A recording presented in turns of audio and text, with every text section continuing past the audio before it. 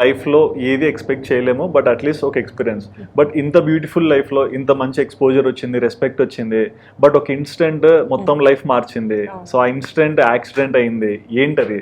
So accidents ఎప్పుడు మా life లో కొంచెం క్రిటికలే. నేను 10th చదువుతున్నప్పుడు డాడీకి పెద్ద యాక్సిడెంట్ అయింది. రైట్ హ్యాండ్ మీద నుంచి లారీ వెళ్ళిపోయింది, బాగా క్రష్ అయిపోయింది అనమాట. సో అక్కడితో జాబ్ ఎండ్ అయిపోయింది.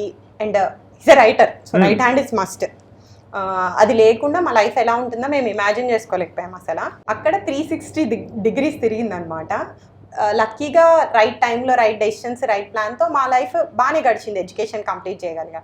మళ్ళీ ఇంకొక యాక్సిడెంట్, మేమిద్దరము వివాన్ని పెట్టేసి హవాయికి వెళ్ళాము. అక్కడ ట్రిప్కి, అంటే మేము చెప్పాం కదా యాజ్ అ కపుల్స్ మేము కూడా టైం స్పెండ్ చేయాలనేది మాకు ఇష్టము కావాలి.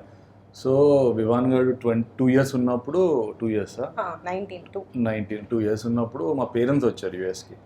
సో వాడిని మా పేరెంట్స్ దగ్గర వదిలేసి వెళ్ళాం హవాయికి. అక్కడ ఊబర్లో వెళ్తున్నాం. పోనీ మేము ర్యాష్ డ్రైవింగ్ చేసామా అంటే కాదు, ఊబర్లో వెళ్తున్నాం, వెనకాల కూర్చున్నాము. సో టీ జంక్షన్ దగ్గర యాక్సిడెంట్ అయింది. ఇప్పుడు మీరు చూస్తే చాలా మంది అడుగుతారు స్కార్ ఏంటి జాబ్లీ, ఇక్కడ స్కార్ ఇక్కడ. అవును.